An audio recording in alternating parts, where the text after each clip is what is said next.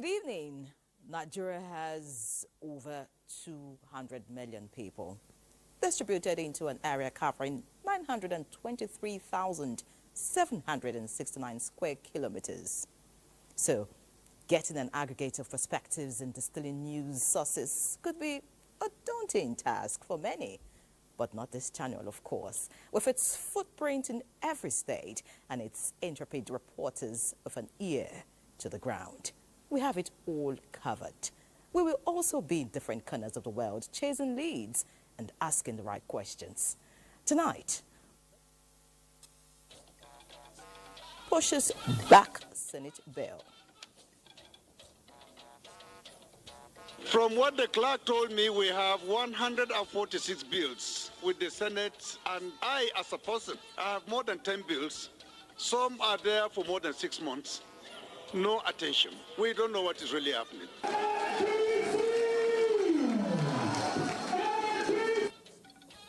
In politics, familiar faces converge under new logo as ADC gets new leadership. It is a concerted effort to build the grounding pillars of Nigeria's democracy. Conduct transactions with transparency and public interest. Vice President Kashim Shettima task Privatization Council. And from the judiciary, Supreme Court adjourns verdicts on Edo governorship poll. Also tonight, we will be filling the pores of the nation's industrial sector to see where the nation is thriving or striving, with Benny Adams as our guide on business, while Badia Deleye has his eyes on key sporting events this week, be it the FIFA World Club Cup, the Wimbledon Tennis Championship, and the soon-to-commence African Women Championship. We urge you to stay the whole shift. After all, the proof of the pudding is in the eating. I'm Yen Ray John, and this is News Extra. Welcome.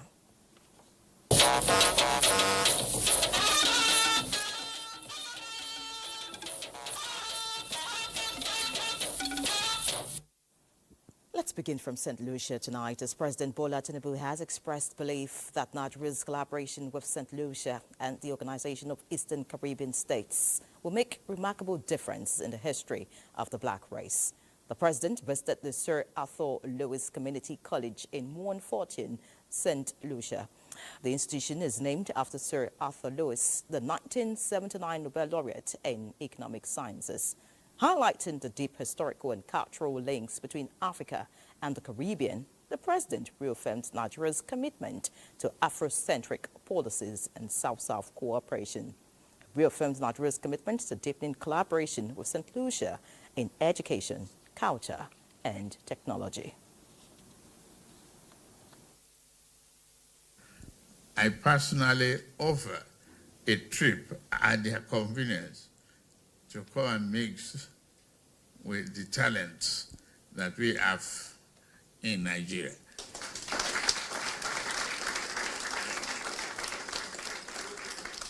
That is independent of already offered their scholarship.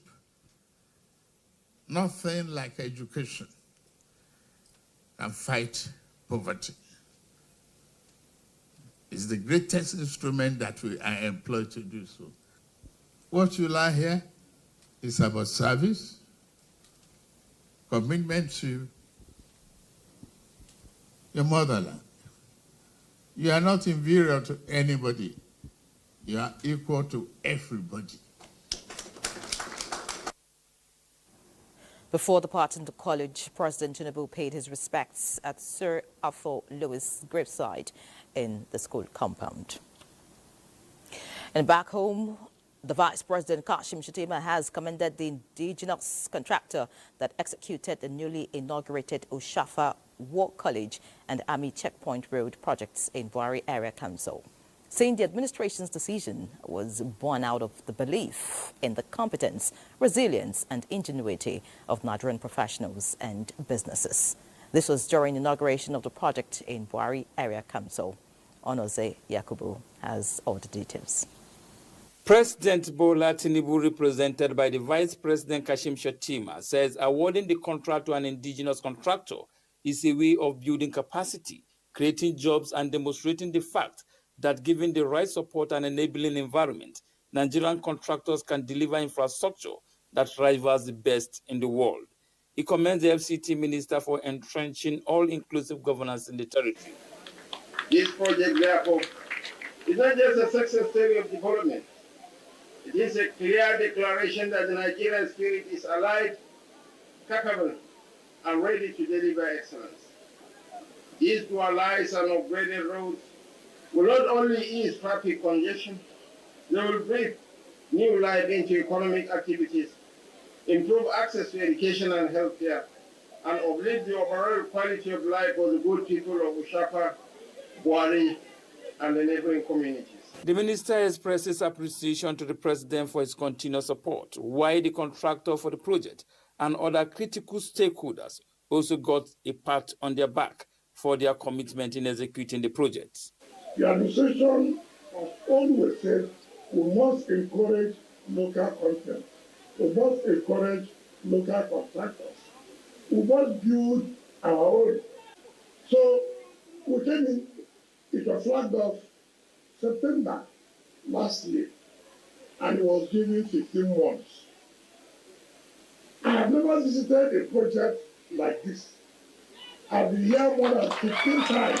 No part of this country, either be urban or rural, should be left behind in the race towards progress. I'm very sure everybody that passed through this road could not differentiate between the capital city and the satellite town of Abuja. The 16.4-kilometer Ushafa War College Army checkpoint and other arterial routes was delivered in 8 months. Onoze Yakubu, NTA News. Meanwhile, Vice President Kashim Shettima has implored members of the National Council on Privatization to conduct all transactions with the highest regard for public interest, stressing the need for transparency, accountability and legal due diligence in Nigeria's privatization process. He gave the charge during the second NCP meeting for the year 2025 held at the presidential villa. State House correspondent Abdurrahman Jibrila reports that the Vice President said the Council had a legal and moral responsibility to protect the nation's economic future, stressing the need for rigorous oversight on the transactions to prevent future legal proceedings and financial losses for the country.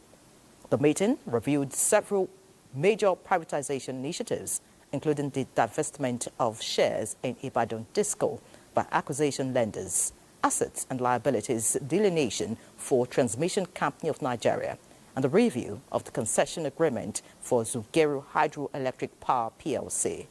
The Council also received updates on the World Bank's $500 million distribution sector recovery program, as well as updates on various dispute settlements involving power sector entities and the Bureau of Public Enterprises. In other news, Nigeria's bitumen deposit is estimated to be around 42 billion barrels, located in the southern states of Ondo, Ogun, Lagos, and Edo. Senate believes that the reserves hold huge potential for Nigeria's infrastructure and industrial development, particularly in road construction and other uses. So today, at plenary, Senate passed a bill to establish the Bitumen Development Commission to tap the benefits. National Assembly correspondent Lami Ali will tell us about it. The bitumen market, you all know, is $82 billion per year. Only 10 countries are operating in that market. So you are the second largest. You have the second largest deposit of bitumen in the entire world after Venezuela. Asphalt used for paving roads during construction for durability is one of the byproducts of bitumen. The establishment of the Bitumen Commission in Nigeria, according to the lawmakers, is of necessity.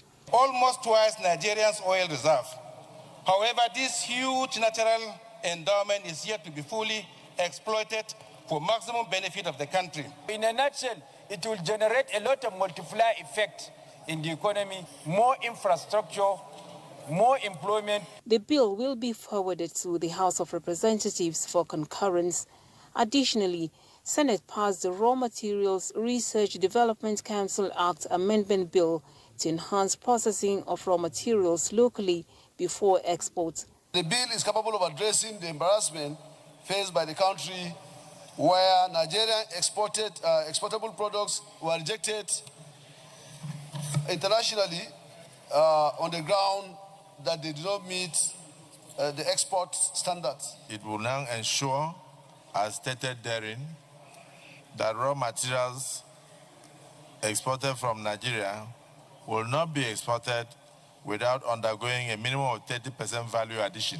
This, in essence, means that it will reduce the import of raw materials that are available for local production in the country, so as to protect local industries and safeguard local manufacturers from unfair competition, thereby encouraging the growth of local industries. Senate passed a resolution to amend extant laws to enable prioritizing local contractors for award of government contracts. For simple projects, for example, small suppliers such as agricultural inputs, empowerment materials, and food items. Jobs, contracts that are supposed to be awarded and executed by local contractors are given to foreigners. It's not as if we don't like foreigners, but no, people should not remain jobless. All we need to do is to ask BPP to adjust their requirements so that everyone will be able to at least gain, and that will raise the economic activities in our localities. Meanwhile, lawmakers from the Southeast Zone have appreciated President Tinubu for his assent to the establishment of 2 universities and a Federal College of Education in Abia and Imo states. President Tinubu have also shown that even when you don't work for him, you can gain. They were so surprised that Mr. President gave them this opportunity. Plenary has been adjourned to Tuesday, 8 July 2025, as the Senate Constitution Review Committee prepares for the zonal public hearing this weekend. From the National Assembly, Lami Ali, NTA News.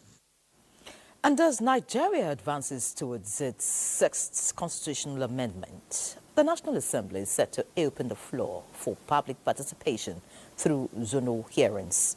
From state police to resource control and judicial reform, Nigerians are eager to make their voices heard.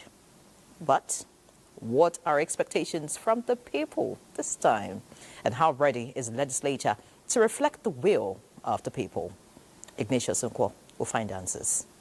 Since the return to democratic rule in 1999, Nigeria has carried out a number of constitutional amendments aimed at redefining the nation's governance structure and addressing long-standing concerns of federalism.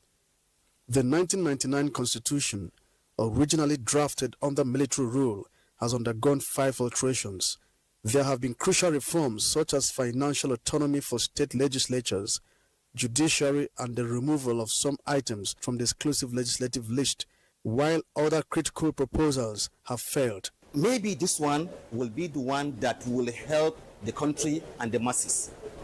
Anything that will know that really will curb the issue of insecurity, and I want to make sure that with that, our economy will boost. So for that, I did not really buy the idea of amending of any constitution. Each amendment cycle has been marked by public engagement, legislative debates with various shades of consensus across federal and state levels. The 5th alteration process, concluded in 2023, was notable for its passage of 16 amendment bills, covering issues like improved timelines for election litigation. Still on the amendment radar include state police and devolution of powers. Bills seeking to create state police, bills seeking to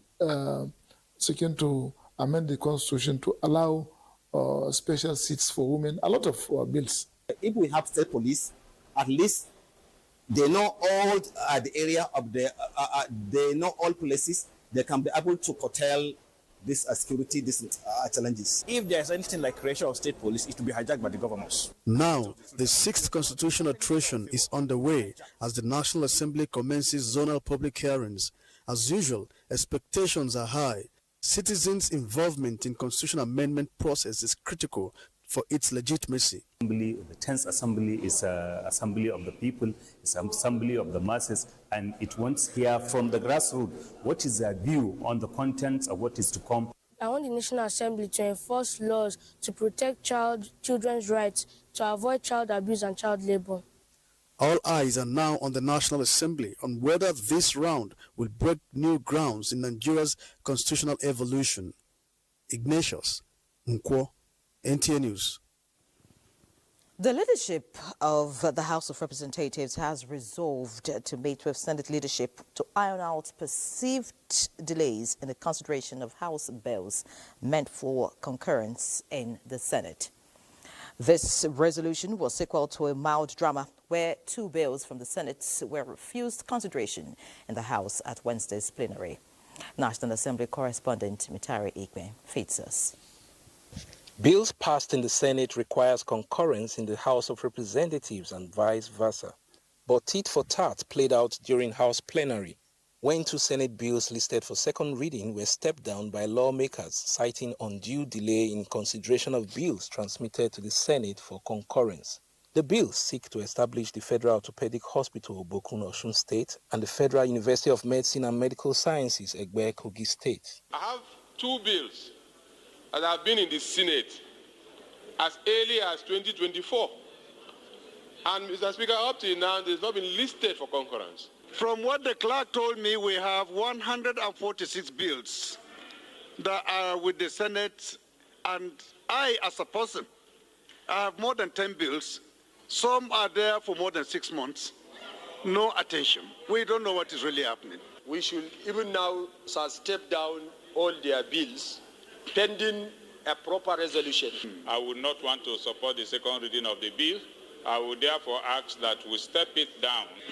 Honorable colleagues, is that our position? So this bill is stepped down by the leave of the House. Other bills, however, scaled second reading.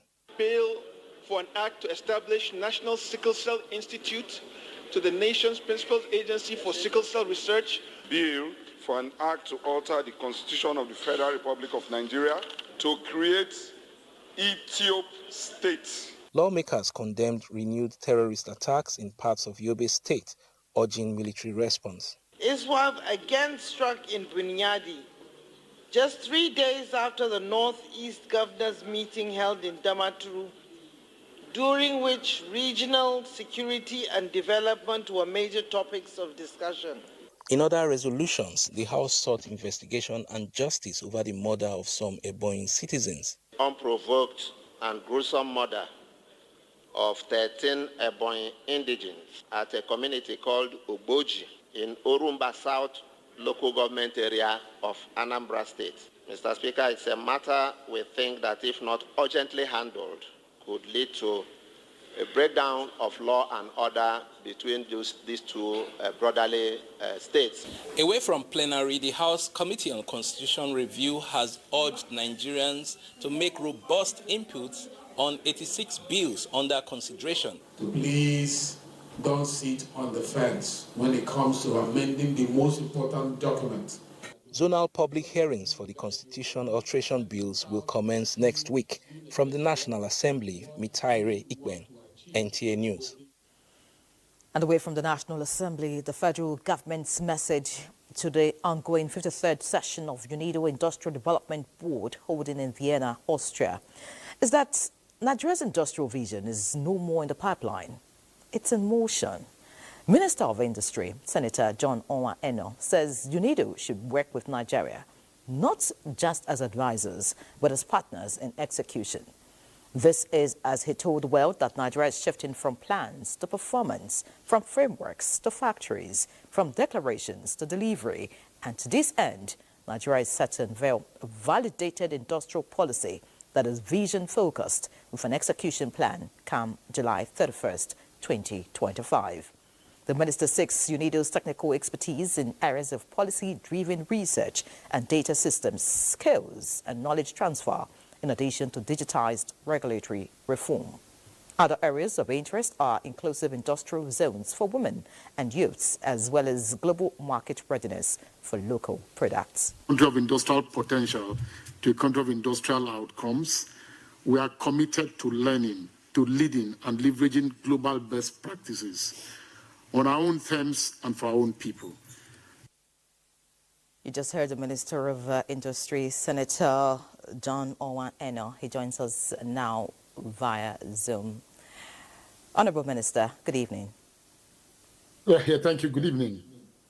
All right, let's begin with the overall purpose of your visit. Now, this is your first participation at the Industrial Development Board after Nigeria's long absence. What is the significance of the nation's industrial aspirations?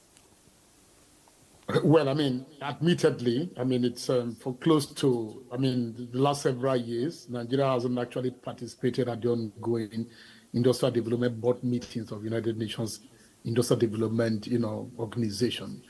And I think that even for the sake of signaling and because of the kind of interest that Nigeria's present leadership, led by President Asiwaju Bola Ahmed Tinubu, I mean, the signaling to the rest of the world is that Nigeria is not just paying lip service to industry, that Nigeria is, able and is ready to play leadership, to provide leadership, which is why attendance at these ongoing Industrial Development Board meetings has been very important. More so, first week of April of this year, the DG of UNIDO was in Nigeria to sign the PCP, the Program for Country Partnership. And so it's, I mean, Vienna, because the administrative instrument that gives teeth to this PCP, program that was signed, I'm going to co-sign tomorrow. And, so it's very important. It makes a statement about, Nigeria's, interests and the kind of important role that, industry is currently playing in this administration. All right, fantastic, Honourable Minister. Now, the IDB plays a critical role in reviewing UNIDO's work and budgets. How does Nigeria's voice in this board influence global industrial policy to better serve our national interests, particularly under President Bola Ahmed Tinubu's administration? First, the Industrial Development Board, the membership is about 53 out of, the total, country membership of about 173. And Nigeria is a player amongst the 53. And, for the first time in about 4 decades, Nigeria is able to sign the Program for Country Partnership. And inside that partnership, the PCPs, the way it's structured to depend on every country's, local industrial aspirations. And those aspirations are taken into consideration. The meetings of the IDB are meetings that, they are policy meetings. They are meetings that are, intended to evaluate the performance of UNIDO and its programs in different countries and all of that. So Nigeria signing or being part of the PCP, the Program for Country Partnership, means that these meetings are also going to consider Nigeria's strategic interest in terms of, industrialization that is sustainable, and all of that. So having to have a voice in all of these. The total budget, for example, of the PCP, which has a 4-year tenure, is about $175 million. Nigeria has, makes a contribution of about 14.3%. The rest of it has to be mobilized, through coordinative efforts by UNIDO and by our country, through investments and other international funding organizations and all of that. What it means is that as we continue to play this role and show our presence in most of these board meetings, Nigeria's voice and Nigeria's interest will continue to, occupy center stage. All right, at this point, I must say well done, Honourable Minister. We understand your visit has to do with the co-signing of the IDF Administrative Agreement arrangement, which you mentioned. Can you explain in simple terms what this IDF account means for Nigeria? How does it streamline the flow of funds for industrial projects across the country? Basically, like I mentioned earlier on, that, about the 2nd April of this year, the DG of UNIDO was in Nigeria to co-sign the Program for Country Partnership. Now, that is more or less a political, it's an agreement, a statement of intent, of purpose that commits, both countries to the fact that there are a series of programs that UNIDO working with Nigeria have to achieve. But all of these cannot take place without the administrative instrument that I'm going to co-sign with the DG of UNIDO tomorrow. So the co-signing of these now means that we are transiting from the policy, from the agreement, from the statements of visions and objectives that are captured in the PCP to actual implementation of what has been agreed. And the details of this don't mean that, the various structures, the various programs cannot begin to run. The various aspects of the administrative instrument would require things about the program governance, things about disbursement of funds. What it means is that whatever Nigeria contributes and whatever funds are now going to be mobilized are going to be in that IDF account. Without signing the administrative instrument, there will be no account that funds are going to be domiciled.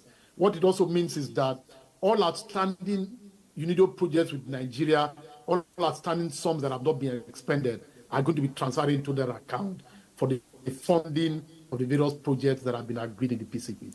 All right, fantastic. Many thanks, Honorable Minister Senator John Owan Eno, for spending your time with us and for sharing some of your takes in Vienna. We wish you the best in your other meetings and safe trip back to Nigeria. Thank you so much, and God bless you. Thank you. All right, this is News Extra. Time for a break. Please stay with us. Many thanks for remaining tuned.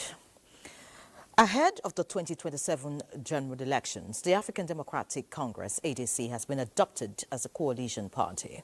The party's national chairman, Ralph Nwosu, announced this during the unveiling of the new interim ADC's National Executive Committee in Abuja.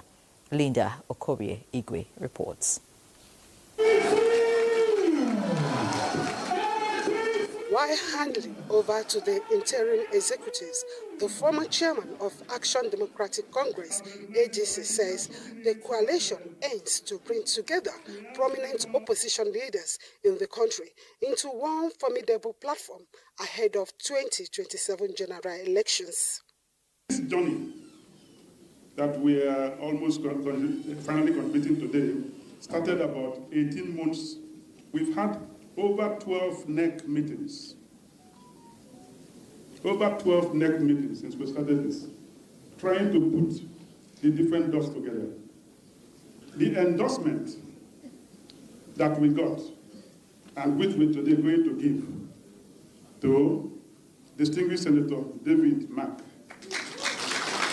The new interim chairman of ADC, Senator David Mack, outlines the coalition's objectives, emphasizing the need to build an inclusive party rooted in democratic values, rule of law, social justice, accountability, transparency, and national development. Let it be known to all that this coalition of national political opposition groups goes beyond gaining political power. It is a concerted effort to build the crumbling pillars of Nigeria's democracy. He emphasizes that their goal is to unify and present an acceptable candidate to contest the 2027 presidential election. The new executives are expected to unveil their plans and strategies for the upcoming 2027 elections. Linda Okorie, NTA News. Meanwhile, the 2023 ADC presidential candidate, Dumebi Kachukwu, has condemned action of the coalition group to adopt ADC as a platform for the 2027 general elections. At a media briefing in Abuja, Mr. Kachukwu describes the action as an attempt to hijack the party. He criticizes the ambition, stating that they are shopping around for a party for selfish ambition, which is not in the interests of the masses.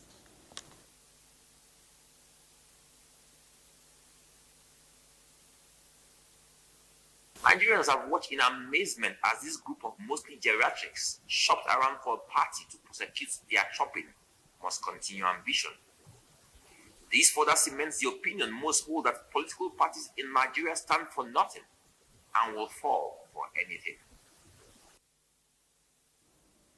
The ADC 2023 presidential candidate questions claims of the coalition group on being on a rescue mission for ordinary Nigerians, given that their track record of leadership. Nigerians yearn for new names, new faces, fresh ideas, and progressive ideals. We yearn for a new Nigeria that thrives on meritocracy and de-emphasizes tribe and religion.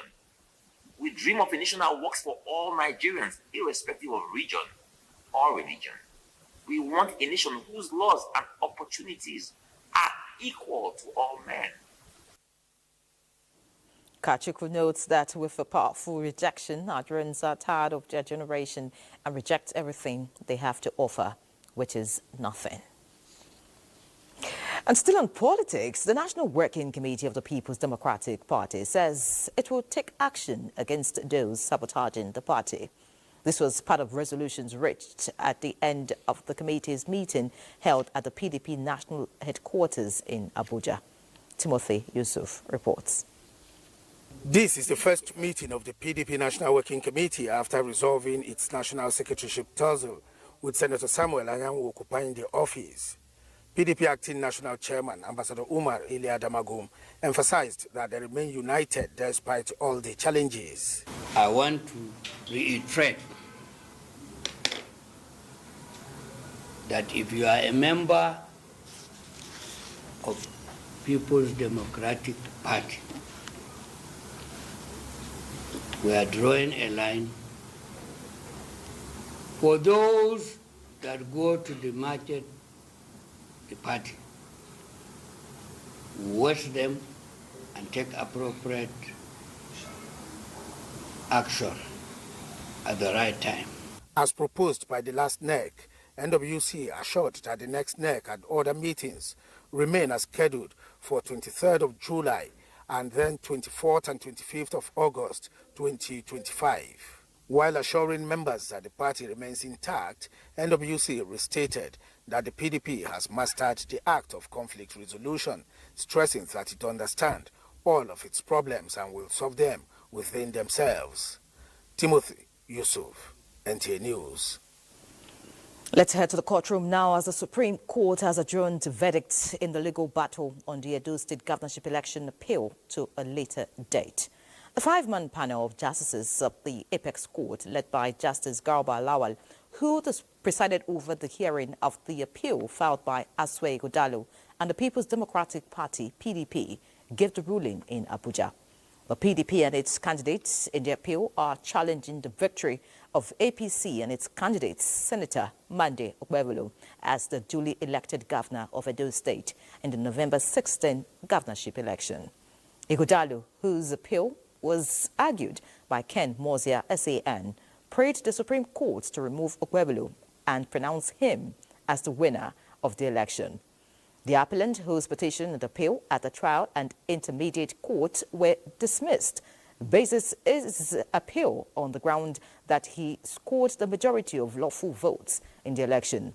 However, the Independent National Electoral Commission, INEC, represented by Kanu Agabi SAN, asked the Apex Court to dismiss the appeal in its entirety. Agabi argued that Ighodalo and the PDP had in their petition stigmatized the election as invalid and unlawful on the ground of non-compliance with the Electoral Act 2022. The electoral body said that having declared the election as unlawful and illegal, Ighodalo and the PDP cannot turn around and pray the court to declare them as winners of an alleged illegality.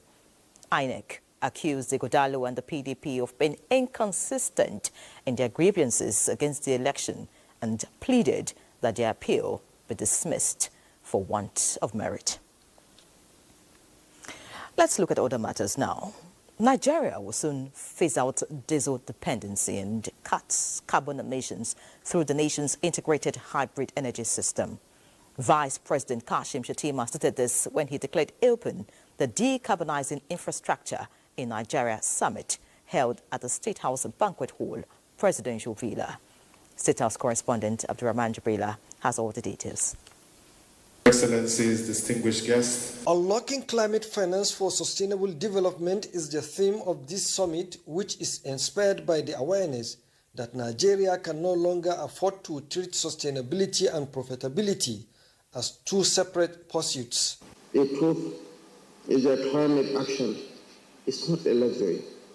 It is an economic necessity. This summit, a product of months of consultations, regional dialogues and technical deep dives, reflecting on the belief that the path to net zero emission by 2060 must be achieved through concrete actions. The Nigeria we want cannot be realized on diesel generators and fragile grids.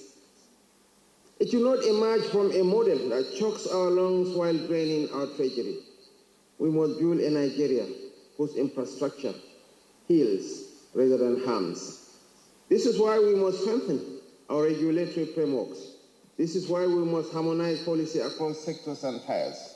This is why we must launch tools like the Green Investment Portal to connect capital to climate-smart opportunities. This is why we must have our states, such as our representative from Kano, at the forefront of this march to the future, to show that decarbonization must not stop at Abuja's gates. It must reach every local government, every community, every home. 75% of Nigeria's greenhouse gas emissions come from the infrastructure sector, including energy, transport, urban development, and agriculture, describing the theme of the summit as very apt as the nation faces an urgent and immense task of decoupling its development from the carbon-intensive models of the past, and to do so without leaving any Nigerian behind. About 45 panelists, each and every one of which is an authority in his field. So it's a very, very rare opportunity for us to discuss placing Nigeria firmly on the table in the climate change and especially the climate finance conversation. Climate action is not a parallel agenda. It is embedded within the Renewed Hope agenda.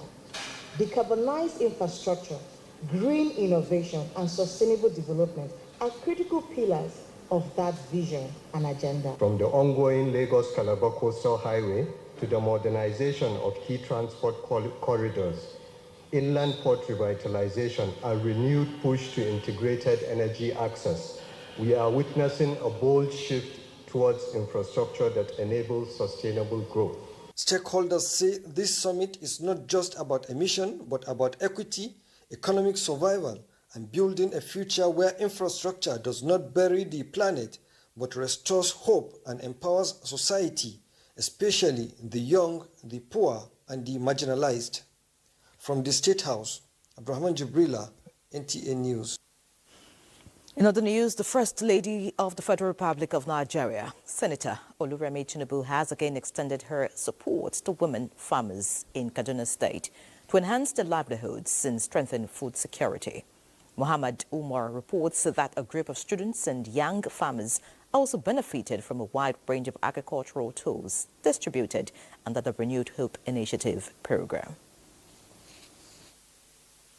These farming tools, including fertilizers, wheelbarrows, pesticides, livestock feeds, and improved seedlings, are not merely assembled here as gifts, but as seeds for a better tomorrow to empower women and young farmers across Kaduna State.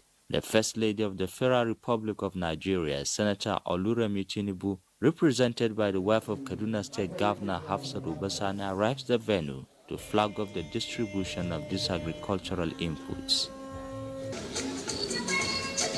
She expressed appreciation to the First Lady for her consistent efforts towards uplifting the lives of women of Kaduna State, because this is not the first nor the second empowerment program by the First Lady.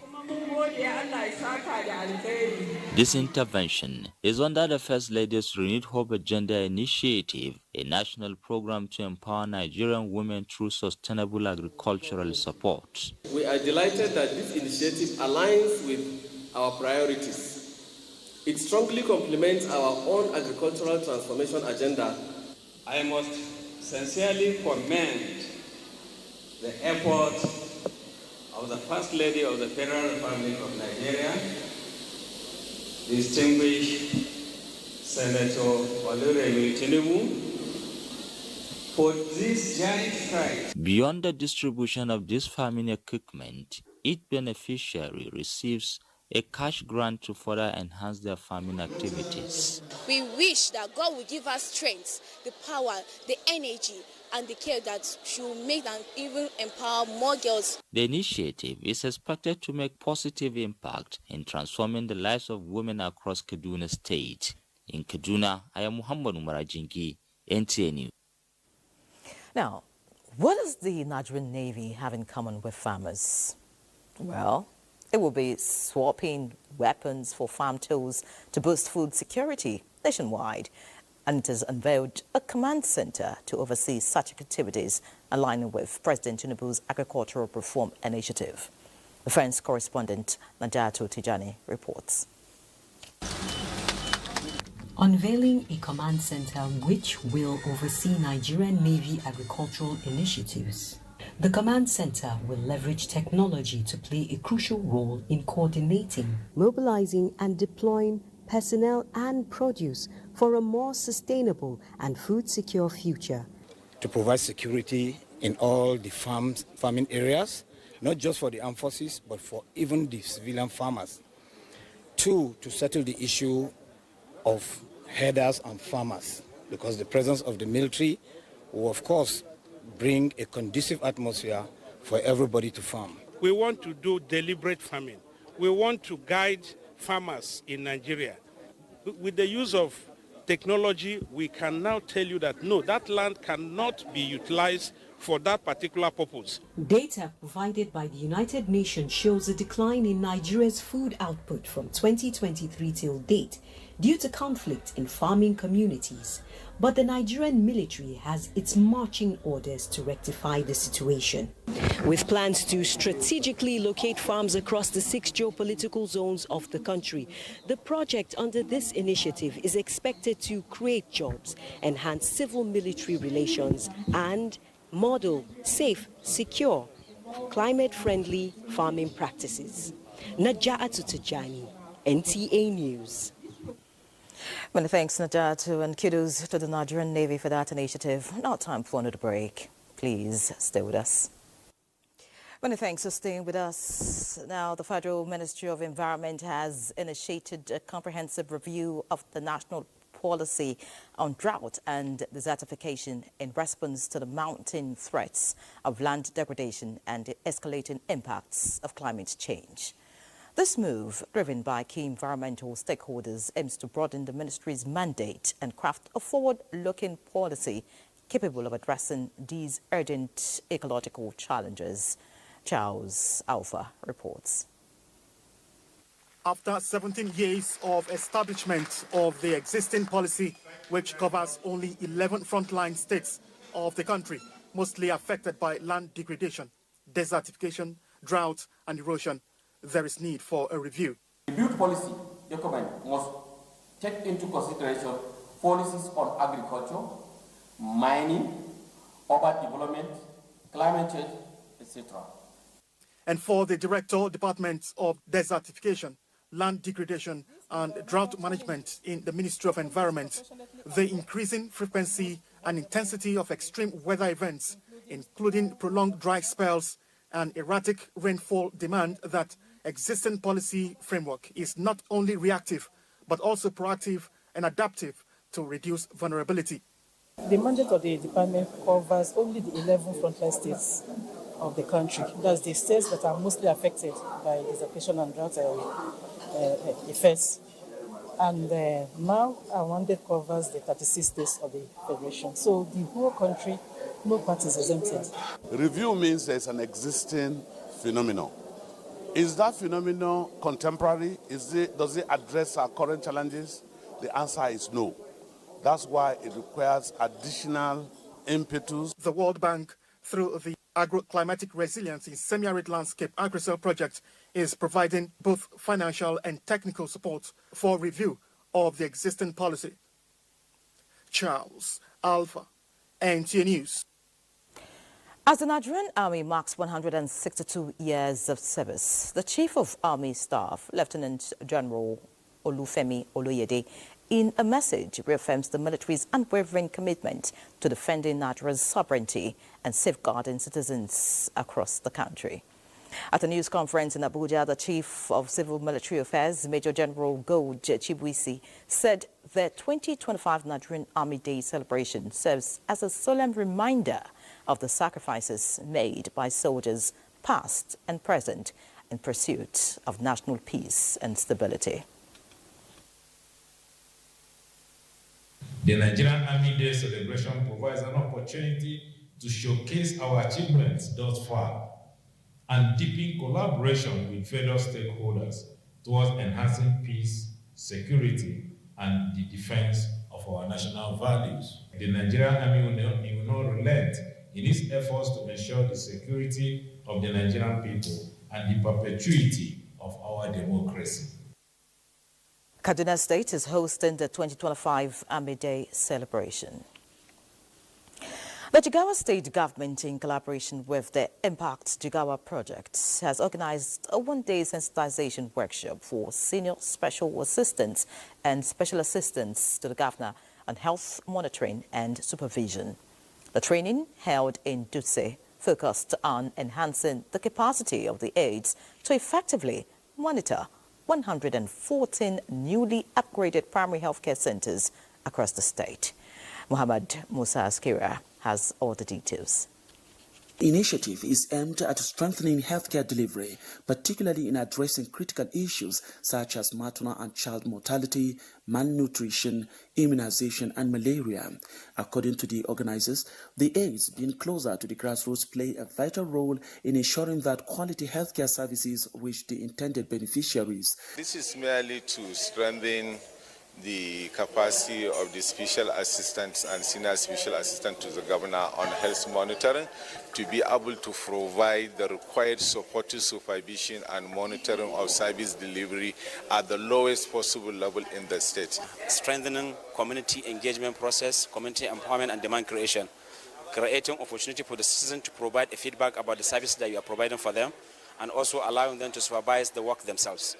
So it is based on actualization of that pillar that His Excellency, for the first time, engaged this layer of monitors, supervisors, who are grassroots based. Doing the well fencing, building of midwife quarters, we are providing equipment and also providing workplace for easy accessibility to the hospital, and we are providing water for solar and water for light so that the hospital can function for 24 hours. The workshop is part of the state government's broader strategy to drive reforms in the health sector in line with the Jigawa's health policy. From Dutse, Muhammad Musa Askira, NTA News. And from Jigawa, we head to Gombe, where no distortions would be allowed to mar the Gombe State Development Master Plan. This is the stance of the Joint Task Force led by Gombe Geographic Information Systems, GOGIS, after an outing to clear illegal structures in the suburb of the state capital.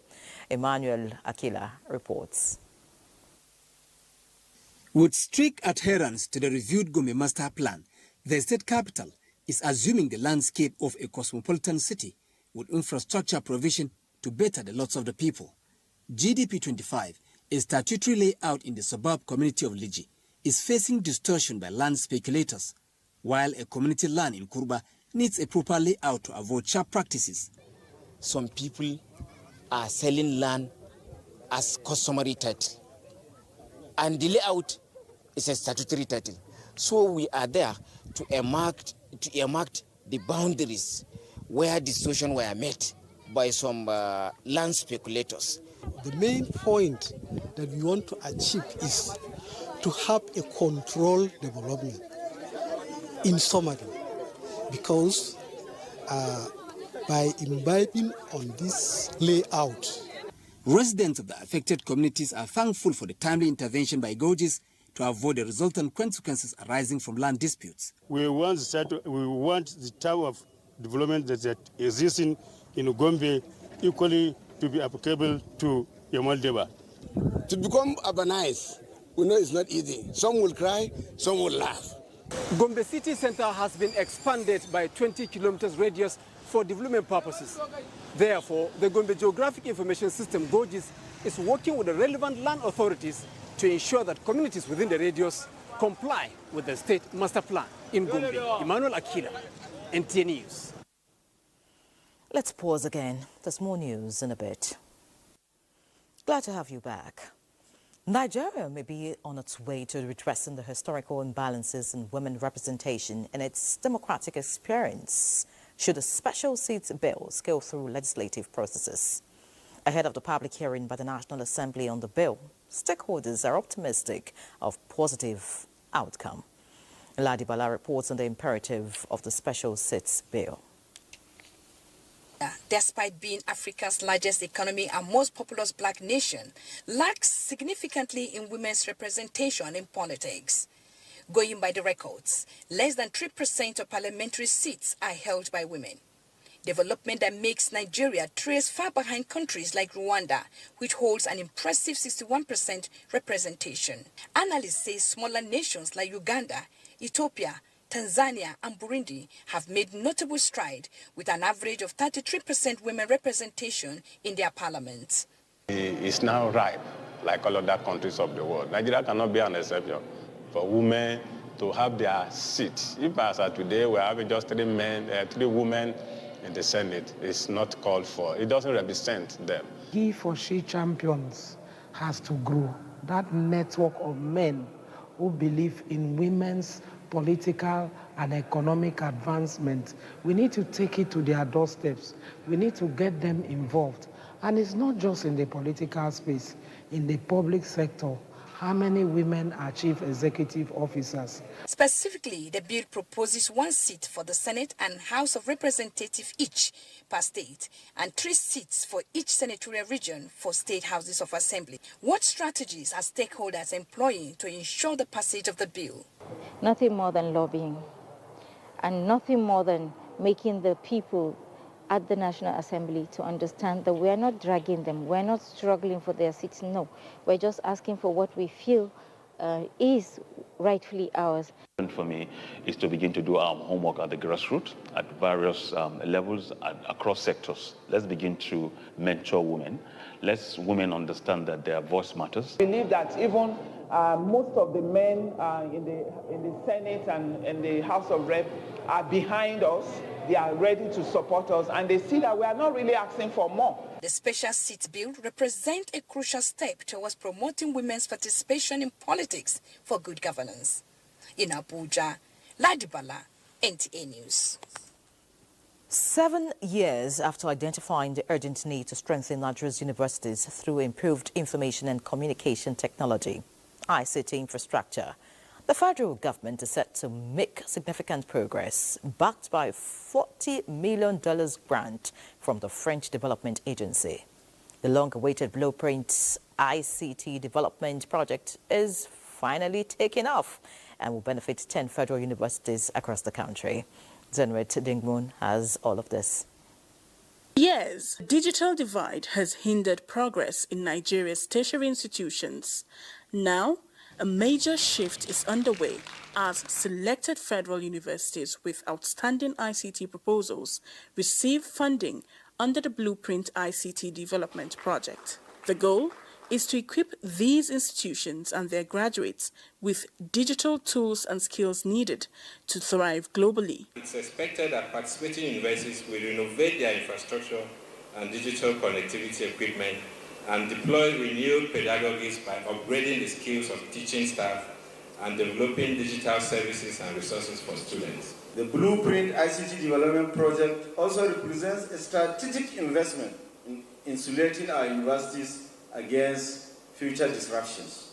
One of the major expectations of Blueprint ICT Dev project is to strengthen education data system across our university systems. The French Development Agency, AFD, emphasizes that beyond infrastructure, the project aims to strengthen governance by cultivating digitally savvy leadership for effective implementation and long-term sustainability. The commitment of France to Nigeria, to its potential, to its youth, and to education and vocational training.